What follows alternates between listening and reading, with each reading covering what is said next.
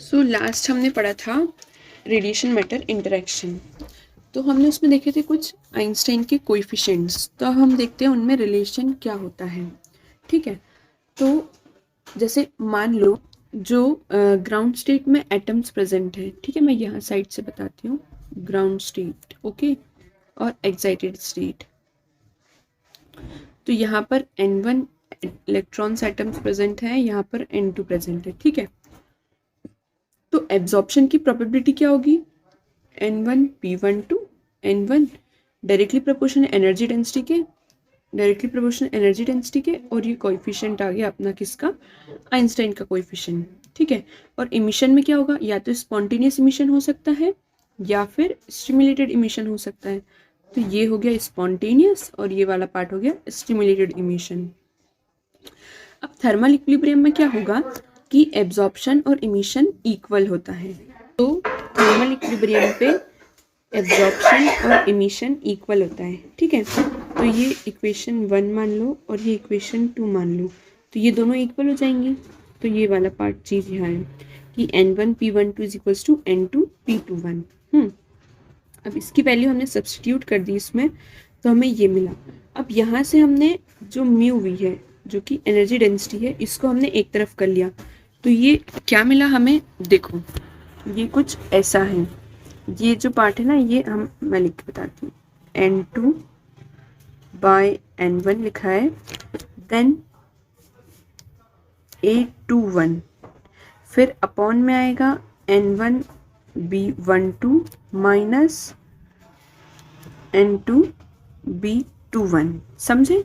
मतलब ये जो था, ये ऊपर वाला पार्ट ये हो गया और ये नीचे डिवाइड में लिखा है ना। तो ये हो गया। अब थर्मल ये हो गया। अब क्या होता है कि आइंस्टाइन के अकॉर्डिंग ना B12 और B21 भी इक्वल होता है। अब ये B12 क्या था? तो B12 था अपना आइंस्टाइन कोएफिशिएंट ऑफ एब्जॉर्प्शन, है ना। ये एब्जॉर्प्शन वाला था और ये जो है वो स्टिमुलेटेड इमिशन का है। तो ये दोनों इक्वल होंगे आइंस्टाइन के अकॉर्डिंग। तो यहाँ से अब ये वाली इक्वेशन से इसको हटा दो, इक्वेट कर दो उन दोनों को, तो एक चीज़ हटके वो क्या आ जाएगी? कॉमन। तो ये देखो, ये यहाँ पे कॉमन आ गई, है ना। ये क्या हो गया? B12 और B21 इक्वल हो गए। तो हमने क्या करा कि जहाँ जहाँ B12 था उसको रिप्लेस कर दिया B21 से। तो ये कैसे दिखने लगी हमको? A21 upon B21। ठीक है, और ऊपर तो क्या आ जाएगा? 1 और N1 बाय N2 माइनस 1। ठीक है, देखो अब ये वाली इक्वेशन देखो यहाँ पर जो लिखी है, यहाँ पर हमने सबसे पहला काम क्या किया कि जो B12 लिखा था उसको हमने B21 से रिप्लेस करके उसको बाहर निकाल लिया, और हमने साथ ही में क्या किया? N2 से भी डिवाइड कर दिया। तो N2 से जब डिवाइड करेंगे तो ये जो बाहर वाला N2 है ये कैंसिल हो जाएगा, ये हट जाएगा, और ये वाला N2 इधर नीचे आ जाएगा। तो देखो ये लिखा है इधर, ये जो N2 था वो गायब हो गया और यहाँ से N2 नीचे आ गया, तो ये 1 आ जाएगा। ठीक है, अब अकॉर्डिंग टू बोल्ट्जमैन क्या था? उन्होंने ऐसा बोला था कि N1 बाय N2 ये किसके इक्वल है? e⁻ minus E1 upon KT, है ना। जैसे कि जो हमारा N1 होता है वो किसके इक्वल होता है? e⁻ minus E1 by KT के इक्वल होता है। तो N2 भी इसी तरीके से इसके इक्वल हो जाएगा, माइनस E2 बाय KT। तो ये क्या हो गया? यहाँ पर फिर निकल के आया कि N1 बाय N2 किसके इक्वल हो गया? E1 E2 minus E1 by KT।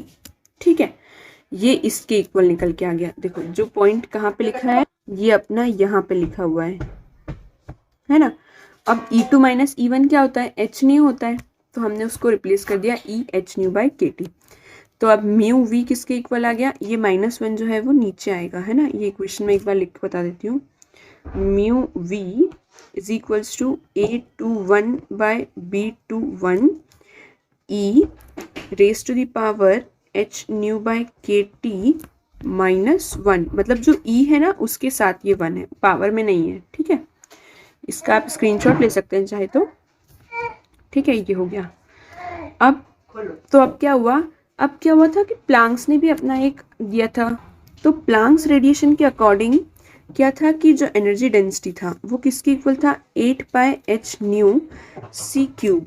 ये लिखा है देखो, प्लांक्स के अकॉर्डिंग क्या था, 8πh nu by C cube, और इधर वो ई वाला फैक्टर है, ठीक है, समझ लेना। और जो हमारा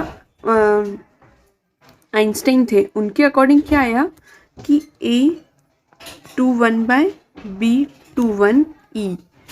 तो अब क्या हुआ, ये ई तो सेम हो गया, लेकिन ये जो ये वाला फैक्टर है और जो हमारा ये वाला फैक्टर है, ठीक है, तो ये दोनों क्या हो जाएंगे, इक्वल हो जाएंगे, ठीक है। तो ये दोनों इक्वल हो जाएंगे, तो इससे हमें क्या मिलता है, देखो ये लिखा है लास्ट लाइन में, by comparing equation 1 and 2, A21/B21 is equals to 8πh nu by C cube.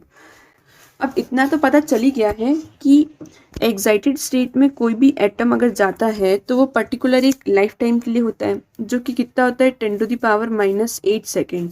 अब इसको अगर आप ऐसे ज़ीरो में लिखोगे तो बहुत बहुत बहुत छोटा है ये, मतलब कि ऐसा हो गया कि वो गया और आया, गया और आया, ऐसी वाली बात हो गई।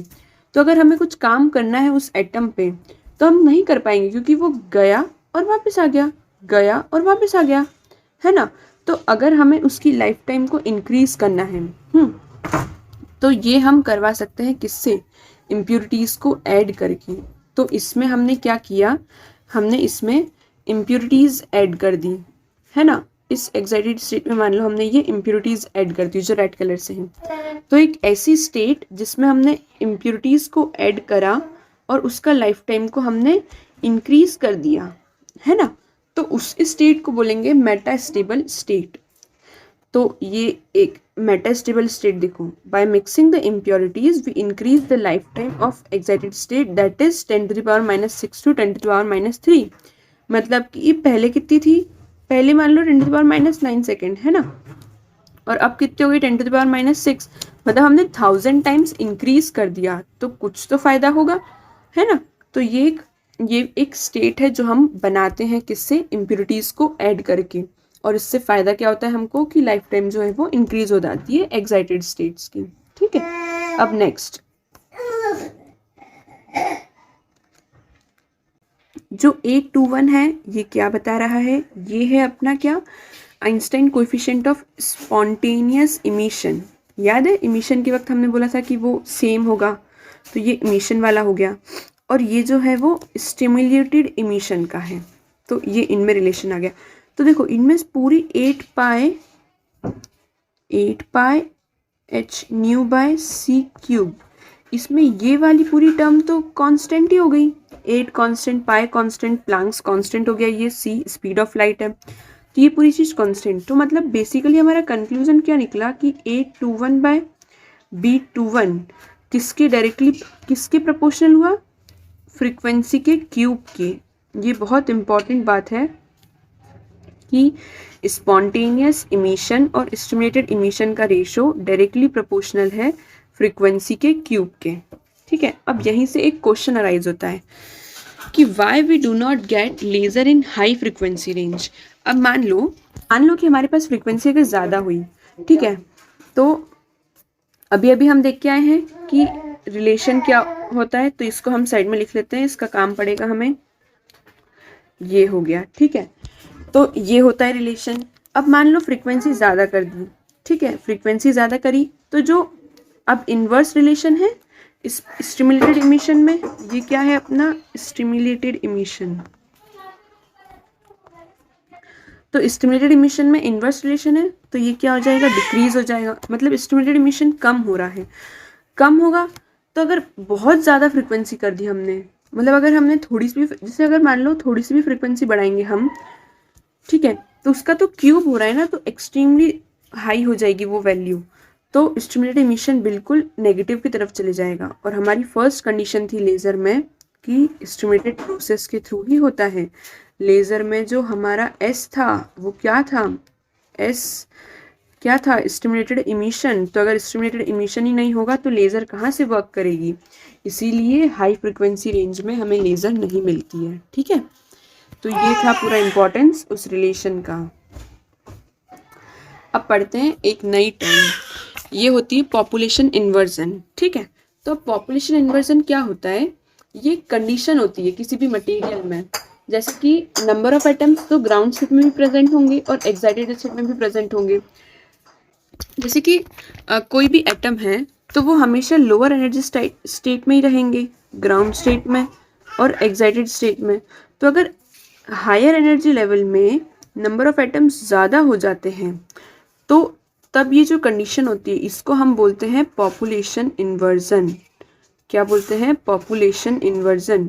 तो ये जो एक प्रोसेस है वो कैसी है? एक हाइपोथेटिकल प्रोसेस है, हाइपोथेटिकल, है ना। इसको हम बनाते हैं, ये जो है इसको हम ऐसे अचीव करवाते हैं, मतलब ऐसा हम बनाते हैं, ये पहले से बनी हुई नहीं होती है ना।